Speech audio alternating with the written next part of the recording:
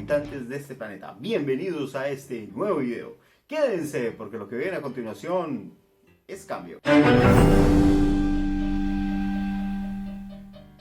Seguramente que a lo largo de la cuarentena ya te has encontrado con alguna publicación donde abiertamente hablan de lo que se conoce como la nueva normalidad. Gobiernos y medios de comunicación de todo el planeta nos invitan a aceptar el nuevo paradigma. Por otro lado, el confinamiento se ve como el futuro. La humanidad pareciera que no va a tener ningún otro tipo de alternativa. Y todos estamos volcados a pensar en eso, en estar confinados. Con toda excepción de los conspiracionistas y de la feligresía del dióxido de cloro, nadie nos presenta alternativas diferentes. La nueva normalidad, dice la OMS, como si eso no fuera una doble paradoja. Uno, porque ni es normal, y dos, porque tampoco es nuevo. Básicamente no es normal que el ser humano permanezca confinado. Y por otro lado, no es nuevo que nosotros tengamos que estar encerrados para evitar el contagio de enfermedades. O sea, ni es nuevo, ni es normal. Cuando yo era niño solía ser un niño muy imprudente. De hecho, una vez vi un señor que tenía huecos en la cara y fui y le pregunté a mi mamá que por qué ese señor tenía huecos en la cara. El señor me miró como diciendo, chino malcriado, cállese. Mi mamá me miró con ganas de tragarme y luego de un pellizco que obviamente el señor nunca lo vio, me explicó que él lo que tenía era las secuelas de la viruela. La viruela, esa enfermedad que hace más o menos unos 60, 70, 80 años todavía cobraba una buena cantidad de víctimas en el mundo.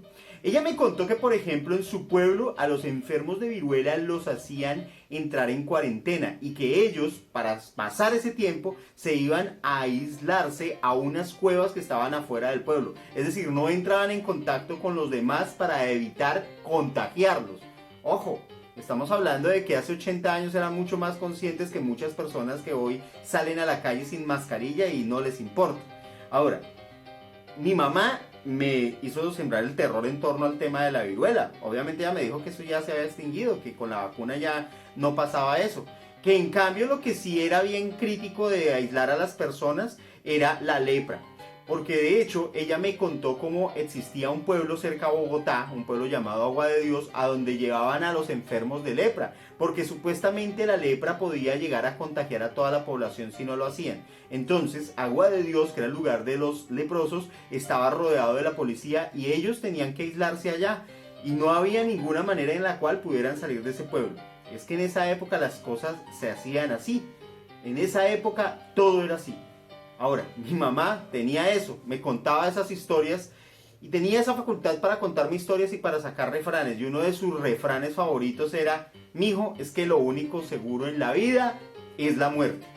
Con los años, cogí ese hábito de mi mamá de las historias, pero además hay algo en lo que sí la contradije. Lo único seguro en la vida no es la muerte, lo único seguro en la vida es el cambio. El universo es continuo cambio, nada permanece.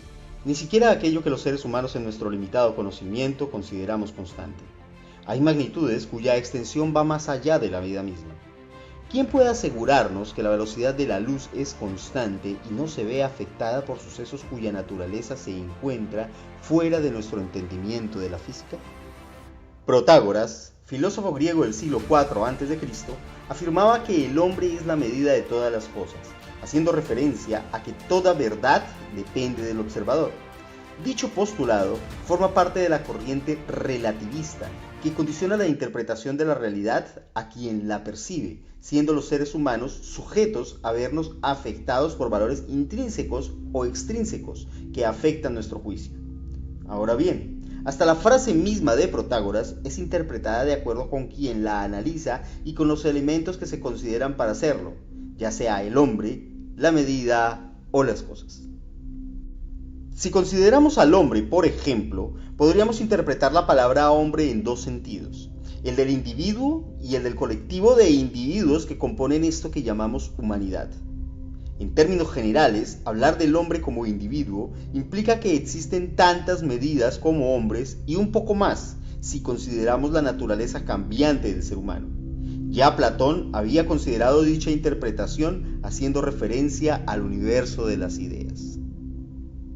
Ahora bien, en referencia al ser humano como colectivo, podríamos encontrarnos con dos enfoques distintos. siendo así que el primero de ellos es el que plantea el relativismo cultural, en el cual cada pueblo, sociedad o grupo humano adopta sus propias maneras de medir en concordancia con sus propias necesidades y de la visión que tiene del entorno. El segundo enfoque, planteado por Goethe, hace referencia a la humanidad entera como especie, siendo la existencia la medida común a todo el género. En perspectiva, sea una u otra interpretación, la verdad es que considerar al hombre como medida de todas las cosas es una consideración antropocéntrica consistente con el pensamiento de la civilización griega, la cual deja de lado a los dioses y centra su atención en el hombre mismo. Tal concepción del universo hace eco en el relativismo, teoría que nos hace reflexionar en torno a lo subjetivo del conocimiento, condicionado por la experiencia, emociones y percepciones propias del ser humano como observador. Incluso, considerando el lenguaje como código para construir ideas y para comunicarlas, podríamos llegar a encontrar límites en este, cuando el fenómeno que pretendemos analizar y describir implique elementos que van más allá de nuestro vocabulario. Luego, volviendo a nuestra idea original, el cambio, este resulta ser tan relativo como cualquier otro concepto, una abstracción, intangible y limitada por nuestra tendencia a describir con adjetivos. De hecho, la noción ha sido manoseada hasta el cansancio por los gurús de la autoayuda, quienes suelen repetir que este resulta positivo, cuan si las constantes que rigen el universo pudiesen responder a tales calificativos centrados siempre en la percepción del observador. Creación y destrucción son solo dos maneras de llamar al cambio en función de la persona que lo experimenta. Destruir no necesariamente es más fácil que crear, ni tampoco es más nocivo. Lo que sí suele ser muy nocivo es permanecer impávidos mientras el cambio ocurre.